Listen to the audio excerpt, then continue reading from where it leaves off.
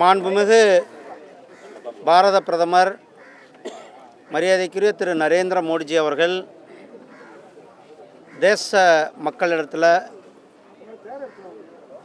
மாதத்தில் கடைசி ஞாயிற்றுக்கிழமை அன்று மனதின் குரல் நிகழ்ச்சி மூலம் அவர் கலந்து கொண்டிருக்கிறார்கள்.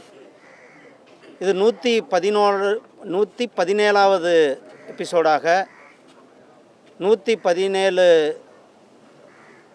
மாதங்களாக தொடர்ந்து இந்த மனதின் குரல் நிகழ்ச்சி மூலம் மாண்புமிகு பிரதமர் திரு நரேந்திர மோடிஜி அவர்கள் உரையாற்றி கொண்டிருக்கிறார்கள். இன்றைய மனதின் குரல் நிகழ்ச்சியில் நம்மளுடைய இந்திய அரசியலமைப்பு சட்டத்தினுடைய 75வது ஆண்டு, இந்த ஆண்டு முழுவதும் கொண்டாடப்படுகின்ற இந்த தருணத்தில் இன்றைக்கு மனதின் குரலில் இந்திய அரசியலமைப்பு சட்டத்தினுடைய முக்கியத்துவத்தையும் அதை இந்த ஆண்டு முழுவதும் சிறப்பாக கொண்டாடுவதும் பற்றி நம்மளுடைய மாண்புமிகு பிரதமர் அவர்கள் உரையாற்றினார்கள்.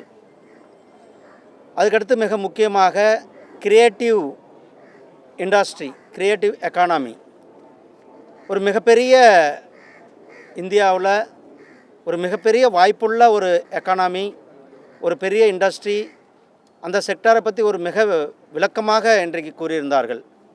Cinema, media and entertainment sector,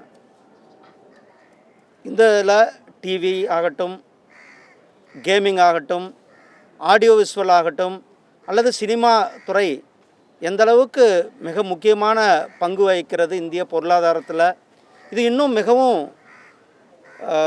ஒரு மிகப்பெரிய தாக்கத்தை ஏற்படுத்தக்கூடிய வேலைவாய்ப்பை உருவாக்குகின்ற துறையாக இந்திய பொருளாதாரத்தில் மிக முக்கிய பங்கு வகிக்கின்ற துறையாக இருக்கின்றதை சொல்லி திரு ராஜ் கபூர் அவர்கள் 100வது ஆண்டு கொண்டாடி கொண்டிருக்கின்றோம்.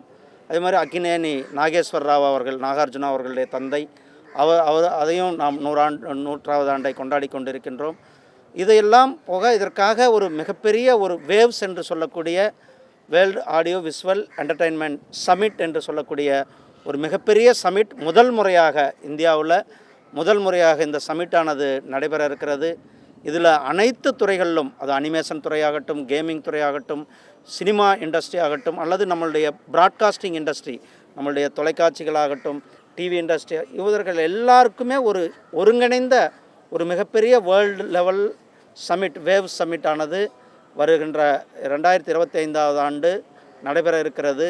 அதற்கான தயாரிப்புகளும் நடந்து கொண்டிருக்கிறது என்பதை நமக்கு சொல்லியிருக்கிறார்கள். அதேபோல் மலேரியா ஒழிப்பை பற்றி இதுபோல் ஒவ்வொரு மன் கி பாத்திலும் கூட ஒரு மிக சிறந்த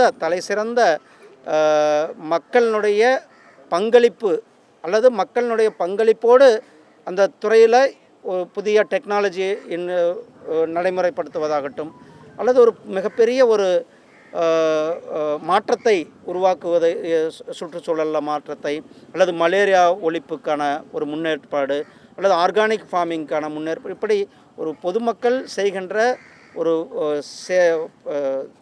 தலைசிறந்த பணியை இன்றைக்கு இந்தியா முழுவதும் அல்லது உலகம் முழுவதும் நம்மளுடைய பிரதமர் திரு நரேந்திர மோடிஜி அவர்கள் மனதின் குரல் மூலமாக எடுத்துக்கொண்டு சென்றிருக்கிறார்கள். உங்களுக்கெல்லாம் தெரியும் சகோதரர்களே, சென்னையில் அண்ணா பல்கலைக்கழகத்தில் நடந்த சம்பவம் மிகவும் வன்மையாக கண்டிக்கத்தக்க சம்பவம். இதற்காக பாரதிய ஜனதா கட்சி தொடர்ந்து எங்களுடைய போராட்டங்களை முன்னெடுத்து கொண்டிருக்கிறார்கள்.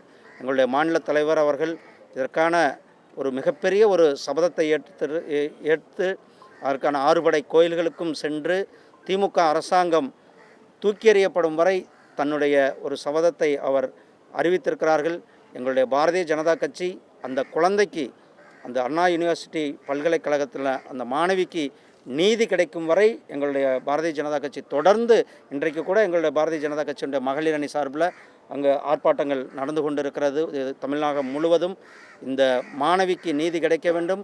குற்றவாளிகள் யாராக இருந்தாலும் அவர்கள் கடுமையாக தண்டிக்கப்பட வேண்டும். இதில் திமுக அரசாங்கம் குற்றவாளிகளை காப்பாற்றுவதற்கு எத்தனிக்கக்கூடாது.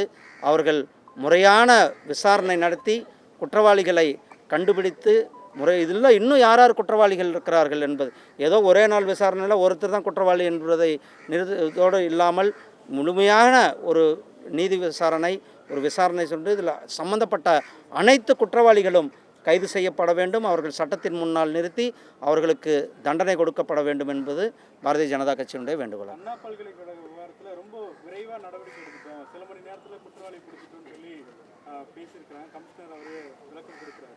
திருப்தியா இல்லைங்களா? இல்லை, அதுதான் நாங்கள் சொல்கிறோம். இன்னும் அதில் யார் யார், ஏன்னா அந்த குற்றவாளி ஒரு ஹேபிச்சுவல் குற்றவாளியாக இருந்து கொண்டிருக்கிறார்கள். இந்த ஒரு மாணவி மட்டுமல்ல, இதற்கு முன்னால் பல குற்றங்களில் ஈடுபட்டிருக்கிறார்.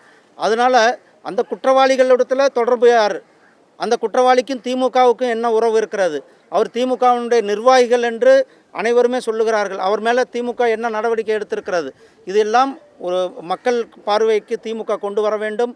மக்களுக்கு ஒரு முறையான விசாரணை, இதில் இன்னும் சம்மந்தப்பட்டவர்கள் யார் இருக்கிறாங்க, அதில் தீவிரமாக விசாரித்து சம்மந்தப்பட்டவர்கள் மேலே கடுமையான நடவடிக்கை எடுக்கப்பட வேண்டும் என்பது தான் எங்களுடைய வேண்டுகோள்.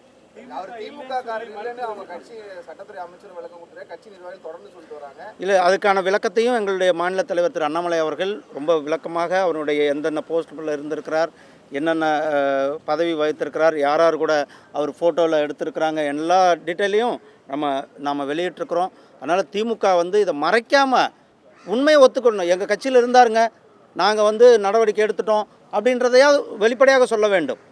அதை விட்டு எங்கள் கட்சியிலே இல்லை, எங்கள் நிர்வாகியே இல்லை என்பதை ஒரு முழு பூசணிக்காய் சோற்றில் மறைக்கின்ற கதையாக இருக்கிறது. உண்மை என குற்றம் செய்தவர்கள் யாராக இருந்தாலும் தண்டிக்கப்பட வேண்டும். அது திமுகவாக இருந்தால் என்ன, வேறு யாராக இருந்தால் என்ன, அது குற்றவாளி தான். அதுவும் குறிப்பாக இந்த மாதிரி ஒரு குற்றத்தில் ஈடுபட்ட குற்றவாளி.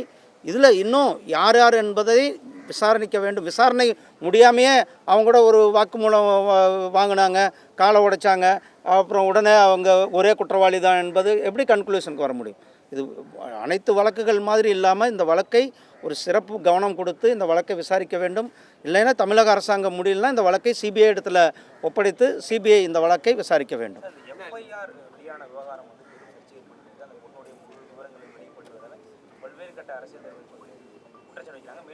அதில் குறிப்பிட்ட ஒரு சார் அப்படின்ற வார்த்தை என்பது தான் இன்றைக்கி பேசு பொருளாக மாறி இருக்குது. அது ஒருவேளை பல்கலைக்கழகம் சேர்ந்த ஒரு ஆசிரியர் இடம்பெற்றிருப்பாரா என்ற விசாரணை மேற்கொள்ளணுமா? இல்லை, அதனால தான் நான் சொன்னேன், இதில் தீவிரமான விசாரணை. நீங்கள் எல்லாம் சொன்னீங்க அந்த சார் வார்த்தைக்காக, அதை வச்சு தான் நானும் சொன்னேன். இதில் தீவிரமான விசாரணை, யார் யார் தொடர்பு கொண்டிருக்கிறார்கள். இரண்டாவது, இந்த எஃப்ஐஆர் வெளியான விவரம் மிகவும் அவமானத்துக்குரிய ஒரு விவகாரம். இந்த மாதிரி பாலியல் வன்கொடுமை வழக்கில் அந்த பாதிக்கப்பட்ட குழந்தையினுடைய விவரங்கள் வெளியாவது தமிழக அரசாங்கம் எந்த அளவுக்கு ஒரு கவனக்குறைவு, ஒரு அவமானமான செயலை செய்திருக்கிறது என்பது தான் இந்த செயலை காட்டுகிறது.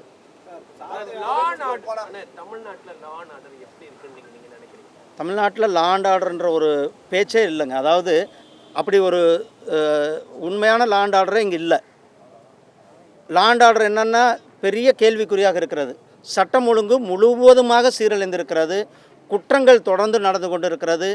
ஊருக்கு கஞ்சா, எந்த இடத்துல போனாலும் கஞ்சா இருக்கிறது. எந்த ஒரு கிராமத்துக்கு போனாலும் டாஸ்மாக் கடை, அதை தொடர்ந்து கஞ்சா, போதைப்பொருள். இந்த போதைப்பொருளில் ஈடுபட்டவங்க திமுக காரங்க. உங்களுக்கு எல்லாருக்கும் தெரியும், திமுகவினுடைய நிர்வாகி தான் போதைப்பொருள் கடத்தலில் ஈடுபட்டு இன்றைக்கு அந்த வழக்கை சந்தித்து கொண்டு இருக்கிறாங்க.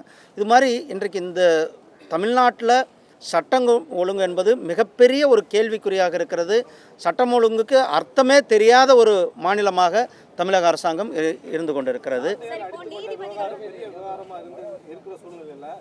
மல்யுத்த வீராங்கனையோட கேஸாக இருந்தாலும் சரி, பல்கிஸ் பானோட கேஸாக இருந்தாலும் சரி, அந்த கேஸுக்கு நீங்கள் முன்னுரிமை கொடுக்காம இந்த கேஸுக்கு மட்டும் முன்னுரிமை கொடுத்து சாட்டையால் அடிச்சுக்கிறது என்ன? இங்கே பாருங்கள், அந்த வழக்கு அந்தந்த மாநிலங்களில் அந்தந்த சம்மந்தப்பட்டவங்க முறையாக நடவடிக்கை எடுத்துருக்கிறாங்க.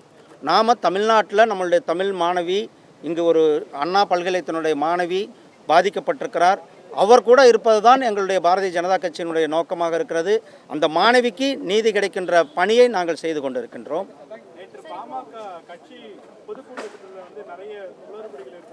ஆனால் அது அவங்க கட்சி விவகாரம்னா.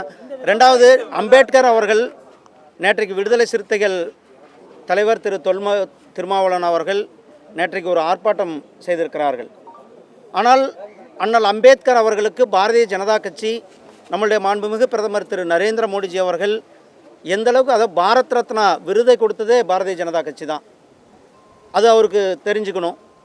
அதே போல் அம்பேத்கர் அவர்கள் பிறந்த இடம், அம்பேத்கர் அவர்கள் மறைந்த இடம், அம்பேத்கர் அவர்கள் டெல்லியில் மறைந்த இடம், அம்பேத்கர் அவர்கள் லண்டனில் படித்த இடம், அம்பேத்கர் அவர்கள் மகாராஷ்டிராவில் மும்பையில் இருந்த இடம், இதை எல்லா இடத்தையும் வாங்கி அதை மெமோரியல்ஸ், பஞ்சதீர்த் என்று சொல்லக்கூடிய மெமோரியல்ஸ் பண்ணது பாரதிய ஜனதா கட்சி என்பதை திருமாவளவனுக்கு சொல்ல கடமைப்பட்டிருக்கிறேன்.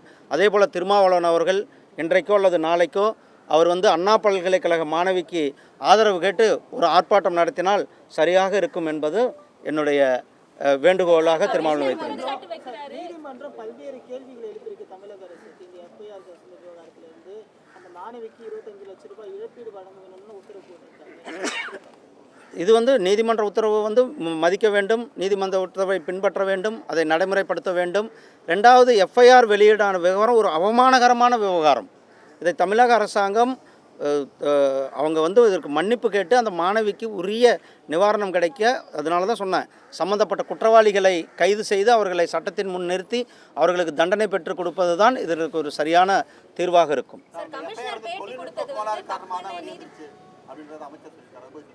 அது எந்த விதத்தில் வந்தாலும் தவறு தாங்க. தொழில்நுட்ப காரணமாக இருக்கட்டும், நீங்கள் இப்படி எடுத்து காட்டும்போது ஃபோட்டோ கேமராவில் ஜூம் பண்ணி காட்டிட்டாங்க, அதெல்லாம் ஒரு காரணம் கிடையாது. ஒரு பாதிக்கப்பட்ட மாணவியினுடைய விவரங்கள் வெளியாவது ஒரு அவமானமான செயல். அதற்கு தமிழக அரசாங்கம் அவர்கள் இதற்கான பரிகாரத்தை செய்தே ஆக வேண்டும். நன்றி.